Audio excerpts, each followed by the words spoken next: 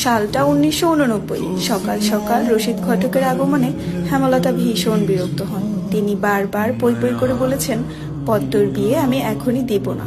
পদ্মকে আমি অনেক পড়াবো। তারপরও রশিদউদ্দিন সপ্তাহে সপ্তাহে এক এক পাত্রের খোঁজ নিয়ে আসে। মেয়ের বয়স আর কতই বা হলো, মাত্র 16। শামসুল আলমের মেয়ের বিয়ে হয়েছে 24 বছরে। পদ্মর বিয়েও তখনই হবে। পদ্মর বিয়ে হবে পদ্মর পছন্দ মতো। হেমলতা রশিদউদ্দিনকে দেখেও না দেখার ভান ধরলেন। রশিদ একদলা থুতু ফেললেন উঠোনে। তারপর হেমলতার উদ্দেশ্যে বললেন, বুঝছো পদ্মের মা, এইবার যে পাত্র আনছি একবারে খাঁটি হীরা। তারপর হেমলতা বিরক্ত ভরা কণ্ঠে জবাব দিলেন, আমি আমার মেয়ের জন্য এখনই পাত্র চাইনি। তবুও বারবার কেন আসেন আপনি? যুবতী মাইয়া ঘরে রাখুন বালা না। তারপর হেমলতা বললেন, মেয়েটা তো আমার, আমাকেই বুঝতে দেন না। হেমলতার কণ্ঠে বিরক্তি ঝরে পড়ছে। রশিদ অনেক চেষ্টা করেও সুবিধা করতে পারলেন না। ব্যর্থ থমথমে মুখ নিয়ে সড়কে পা রাখেন।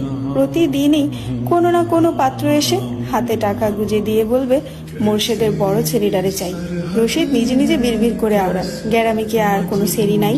এই একটা সেরিরেই কেন সবার চোখে পড়তে হইব? চাইলেই কি সব পাম যায়? পূর্ণা স্কুলের জামা পরে পদ্মজাকে ডাকলো, আপা, এই আপা, স্কুলে যাবি না? আপারে। পদ্মজা পিট পিট করে চোখ খুলে কোনো মতে বলল, না। পরপরই চোখ বুজে ঘুমে তলিয়ে গেল। পূর্ণা